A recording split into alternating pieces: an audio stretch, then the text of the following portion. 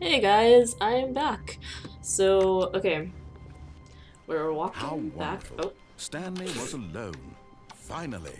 This is great, he thought to himself. This is what I've wanted all along. I got what I wanted. well then. When Stanley came to a set of two open doors, he entered the door on his left. So there are more options on this side, as I Yet there was recall. not a single person here either. Feeling a wave of disbelief, Stanley decided to go up to his Aha, boss's office. right here. Coming to a staircase, Stanley walked upstairs to his boss's office. Downstairs it is. Oh. Oh, what is this? What is this?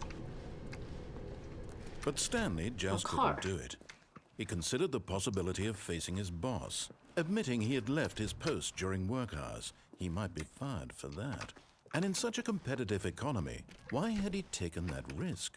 All because he believed everyone had vanished? His boss would think he was crazy. And then something occurred to Stanley. Maybe, he thought to himself, maybe I am crazy. All of my co-workers blinking mysteriously out of existence in a single moment for no reason at all. This is None just of a it made loop. any logical sense. And as Stanley pondered this, he began to make other strange observations. For example, why couldn't he see his feet when he looked down? Why did doors close automatically behind him wherever he went? And for that matter, these rooms were starting to look pretty familiar. Were they simply repeating? No, Stanley said to himself, this is all too strange. This can't be real. And at last, he came to the conclusion that had been on the tip of his tongue. He just hadn't found the words for it. I'm dreaming, he yelled. This is all a dream. Oh, what a relief Stanley felt to have finally found an answer, an explanation. His is co-workers this? weren't actually gone. He wasn't going to lose his job. He wasn't crazy after all. And he thought to himself, I suppose I'll wake up soon. I'll have to go back to my boring real-life job pushing buttons. I may as well enjoy this while I'm still lucid. So, he imagined himself flying and began to gently float above the ground. Whoa.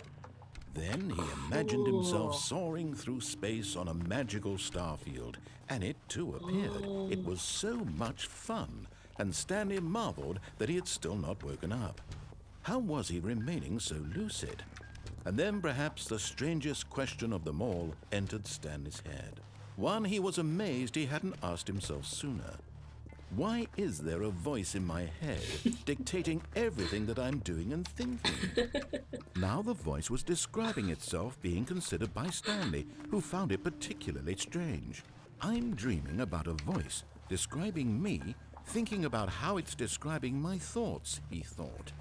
And while he thought it all very odd and wondered if this voice spoke to all people in their dreams, the truth was that, of course, this was not a dream. How could it be? Was Stanley simply deceiving himself, believing that if he's asleep, he doesn't have to take responsibility for himself? Stanley is as awake right now as he's ever been in his life. Now, hearing the voice speak these words was quite a shock to Stanley. After all, he knew for certain, beyond a doubt, that this was in fact a dream. Did the voice not see him float and make the magical stars just a moment ago? How else would the voice explain all that? This voice was a part of himself too. Surely, if he could just... He would prove it. He would prove that he was in control, that this was a dream. So he closed his eyes gently, and he invited himself to wake up. He felt the cool weight of the blanket on his skin, the press of the mattress on his back, the fresh air of a world outside this one. Let me wake up, he thought to himself. I'm through with this dream. I wish it to be over. Let me go back to my job. Let me continue pushing the buttons. Please, it's all I want. I want my apartment and my wife and my job. All I want is my life exactly the way it's always been. My life is normal. I am normal. Everything will be fine.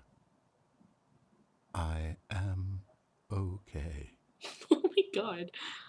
It's so creepy.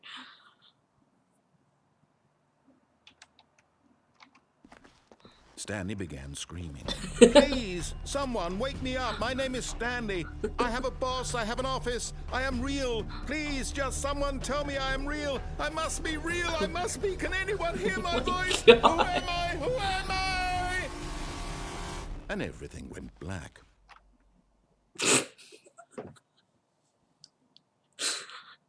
I like that This is ending. the story of a woman named Mariella. Wait, what?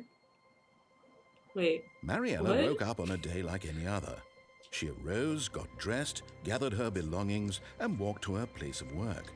But on this particular day, her walk was interrupted by the body of a man who had stumbled through town talking and screaming to himself, and then collapsed dead on the sidewalk. And although she would soon turn to go call for an ambulance, for just a few brief moments, she considered the strange man. He was obviously crazy. This much she knew. Everyone knows what crazy people look like. And in that moment, she thought to herself how lucky she was to be normal. I am sane. I am in control of my mind.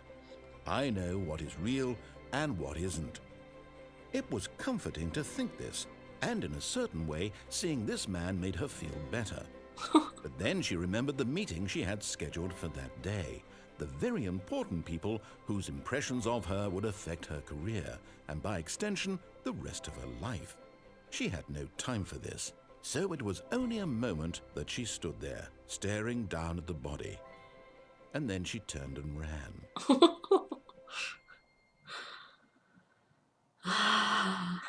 Is that another ending? Is that another ending?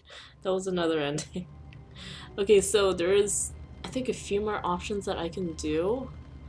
I know in my mind I'm thinking of like 2 more.